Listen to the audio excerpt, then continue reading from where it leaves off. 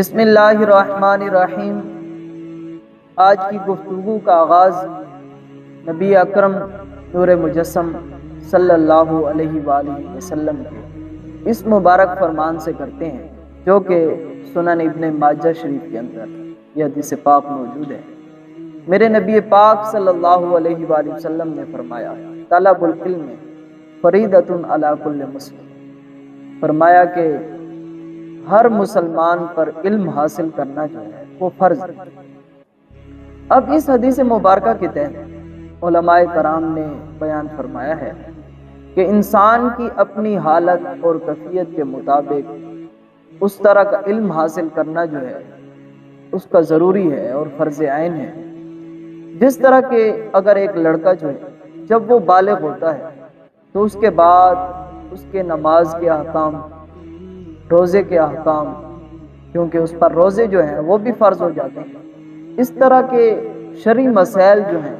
وہ اس کو سیکھنا جو ہے وہ ضروری ہے اور اس پر فرض ہو جاتے ہیں۔ ہو گئی نکاح کرنے کے حوالے سے ہے، اجارہ کے حوالے سے ہے، خرید و فروخت کے حوالے سے ہے، اسی طرح کے شریعت کے جتنے بھی احکام ہیں اب اس شخص کے لیے سیکھنا جو ہے وہ فرض ہو جاتا ہے۔ اسی طرح عورتوں پر طہارت کے مسائل، گویا کہ حیض اور نفاس کے مسائل جو سیکھنا ہے وہ ضروری ہے۔ یہاں پر مفتی احمد یار خان نعیمی رحمۃ اللہ تعالی علیہ نے اس حدیث مبارکہ کی شرح بیان کرتے ہوئے فرمایا کہ جہاں پر رسول پاک صلی اللہ علیہ وسلم نے یہ فرمایا کہ ہر مسلمان پر علم حاصل کرنا فرض ہے، وہاں اس کی تشریح فرماتے ہیں، فرمایا کہ عورتوں پر بقدر ضرورت ان کے مسائل سیکھنا جو ہے وہ بھی ضروری ہے۔ فرمایا کہ جس طرح مرد بالغ ہونے کے بعد ضروری مسائل طہارت کے حوالے سے اس پر سیکھنا فرض عین ہے، اسی طرح ہی عورتوں کے بالغ ہونے کے بعد ان کے حیض اور نفاس اور اسی طرح مختلف ان کے مسائل جو ہیں وہ بھی سیکھنا ان کے لیے ضروری۔ یہ اسی طرح ہی ہے جس طرح تجارت کرنے والا شخص جو ہے گویا کہ تاجر، اس کو تجارت کے مسائل سیکھنا اور ساتھ ہی حج کرنے والا شخص جو ہے اس کو حج کے حوالے سے جتنے بھی مسائل ہیں ان کو سیکھنا جو ہے وہ فرض عین ہے۔ اسی طرح ہی عورتوں کو حیض اور نفاس کے مسائل سیکھنا جو ہے وہ فرض عین ہے۔ خصوصاً آج کا جو موضوع ہے ہمارا وہ بڑا حساس ہے اور طلب غور ہے اور ہر گھر کی ضرورت ہے، ہر معاشرے کی ضرورت ہے۔ جب بچہ یا بچی اپنا لڑکپن گزارنے کے بعد جوانی کی دہلیز کے اندر آتی ہے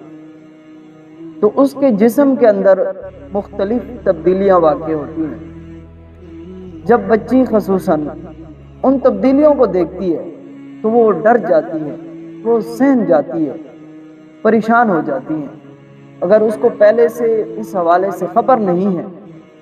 تو وہ بہت زیادہ پریشان ہو جاتی ہے، خصوصاً جب وہ جوانی کی دہلیز میں آنا شروع ہوتی ہے تو اس کو منسز سائیکل شروع ہو جاتا ہے جس کو ہم ماہواری بھی کہتے ہیں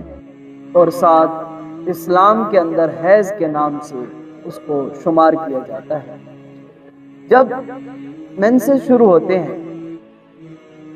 تو اس کے بعد گویا کہ وہ لڑکی